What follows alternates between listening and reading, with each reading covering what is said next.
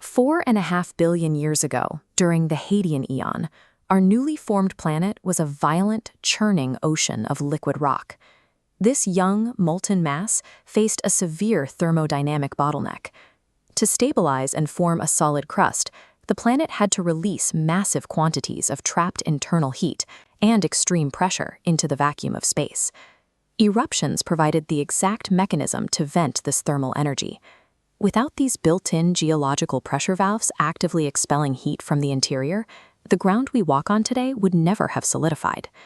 This planetary cooling process also drove vital chemical expulsion.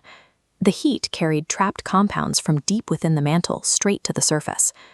These early eruptions vented massive, continuous plumes of water vapor and carbon dioxide and nitrogen into the void. Over millions of years, the immense volume of expelled water vapor cooled, condensed, and fell as rain to fill Earth's primitive oceans. The violent, toxic exhaust from Earth's earliest cooling cycle engineered the specific atmospheric and aquatic conditions required to sustain organic life.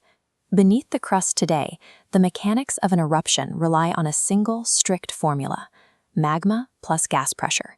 This diagram shows the reaction. Like a shaken soda bottle, expanding gas forces molten rock to the surface. The key is silica. Low silica magma is thin, allowing bubbles to escape harmlessly.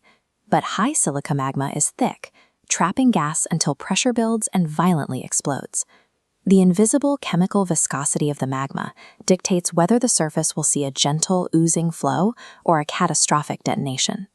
The planet builds these vents in highly specific geological zones, primarily along the boundaries of interacting tectonic plates. This cross-section shows a subduction zone. A sinking plate drags water down, generating magma. At rift zones, plates pull apart, and magma fills the gap. Hotspots are fixed thermal plumes. As plates slide over them, heat punches through to form island chains. The Earth continuously forces internal pressure through the mapped seams and weak points of its moving tectonic shell. The chemical composition of the magma determines the physical shape of the mountain left behind. Low silica, highly fluid lava spreads over vast distances before cooling, creating broad, gently sloping structures known as shield volcanoes. Smaller volumes of this magma form cinder cones. Airborne lava blobs rain down and stack around a central vent, building a distinct steep hill.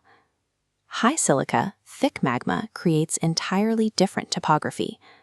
Because the highly pressurized gas shatters the rock as it escapes, these explosive eruptions deposit alternating layers of pulverized ash and slow-moving lava. This process constructs composite volcanoes, or stratovolcanoes. The layered debris builds tall, symmetrical peaks known for their intense, explosive behavior. When high silica magma is so thick that it lacks the fluidity to flow away from the vent at all, it forms a lava dome. The dense rock simply piles up directly over the exit point until internal pressure forces an outward blowout. The architectural profile of every volcanic mountain serves as a permanent, frozen record of the exact fluid dynamics that built it. Scaling up to a global view, the map of active tectonic boundaries highlights a continuous, worldwide network of thermal venting. We can trace this system back to the Isua Greenstone Belt in Greenland, a geological formation holding some of the oldest preserved volcanic rock ever discovered. Tectonic plates constantly recycle older crust back into the mantle, destroying the evidence. But these specific 3.8 billion-year-old rocks survived, proving that Earth's thermal venting system has been running continuously since the planet's infancy. Without this ongoing thermal regulation, trapped internal pressure would tear the crust apart, or the interior would completely solidify, leaving a geologically dead rock. Volcanoes act as Earth's oldest mechanism for survival, a continuous pulse regulating the internal temperature